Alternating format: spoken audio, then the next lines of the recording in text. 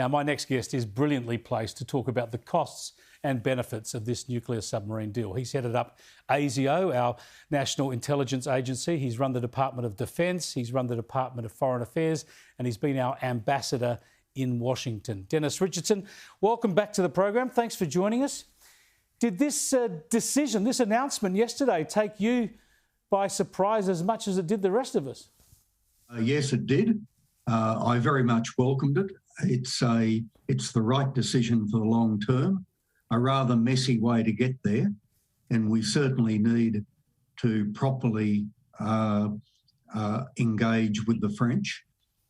France is a member of the National Security Committee of the UN. It's a nuclear power.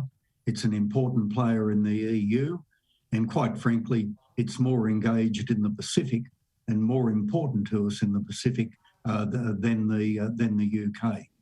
Having said that, sorry, go on, Dennis.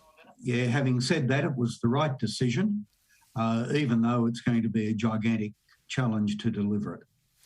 Yeah, I'll come to that challenge in a moment, but does it immediately make Australia a more serious defence player globally and within our region? And does it also mean we're going to have to further increase our defence spending? First of all, it does make us a more serious player in the region and globally. There'll be some countries in the region that express a degree of caution about the decision.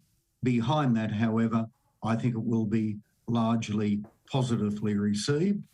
I would assume that New Zealand would accept the protection that our nuclear-powered submarines will provide and won't reject the protection they offer on the grounds that they're nuclear-powered.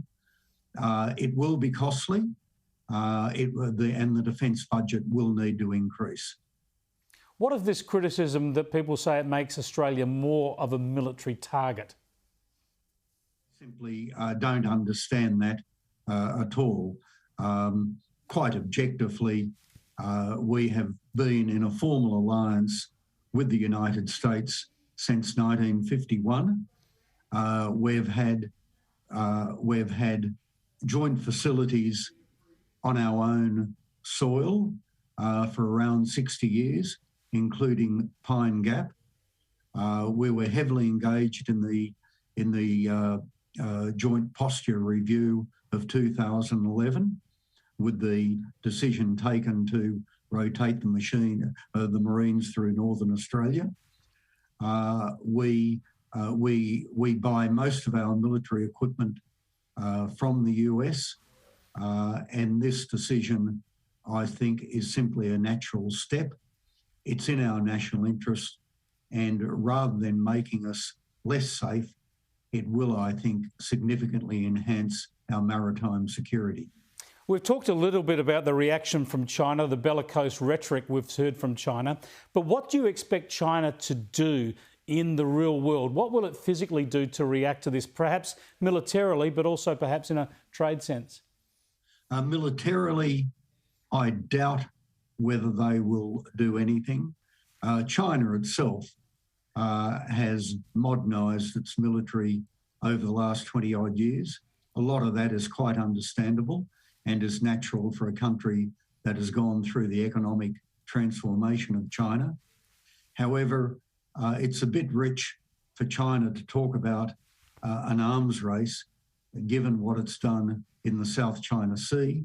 It's militarised islands, it's created artificial islands, and has sought to project territorial waters from those artificial islands, and it's defied a clear ruling of an international tribunal in respect of its claims. On the trade front, whether it does more, I'm not sure.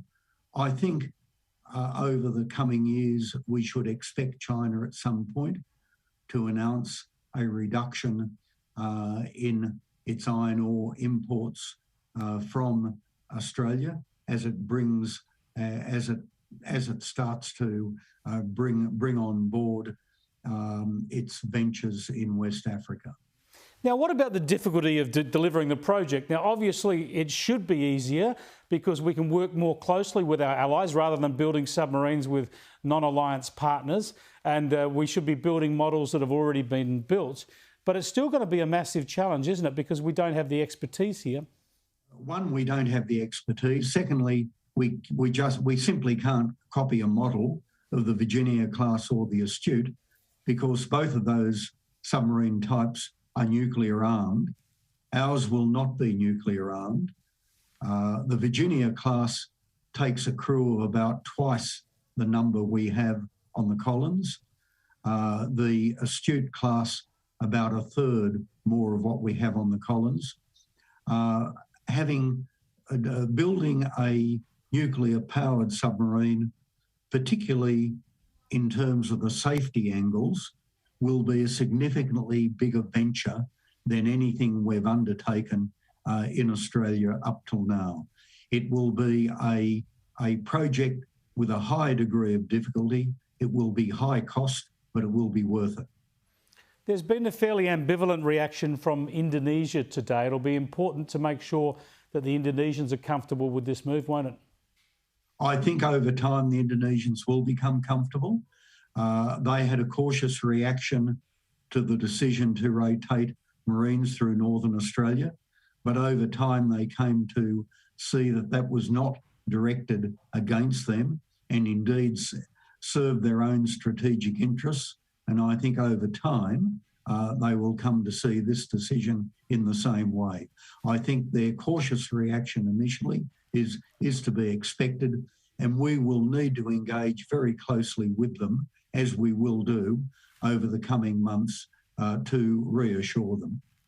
Just on another issue, when we were looking at the withdrawal of Afghanistan and all the strife there in recent weeks, I saw some pictures of you in the background there when Julia Gillard visited Kabul. With all your experience over that period, was there any option but to withdraw from Afghanistan? Was there a possibility of an international residual force staying in Afghanistan for maybe decades to bed down security in that country? I've got a minority view on this, Chris.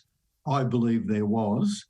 One does not want to see any casualties at all in a conflict. We had 41 of them in Afghanistan. Our last fatality, I think, was in mid-2014. A lot is made of the length of the conflict being the United States' longest war. Technically, that's not the case. Technically, the US's longest war is the one on the Korean Peninsula, in respect of which there is only an armistice, not a treaty. But leaving aside that technicality, the coalition was not costing a lot in terms of treasure or blood. It was providing stabilisation.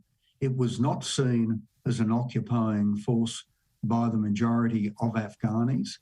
And I think the way it ended was rather tragic. Indeed it was, and with more tragedy to come, I fear. Thanks so much for joining us, Dennis. I appreciate it. Pleasure, Chris. Talk again. Bye.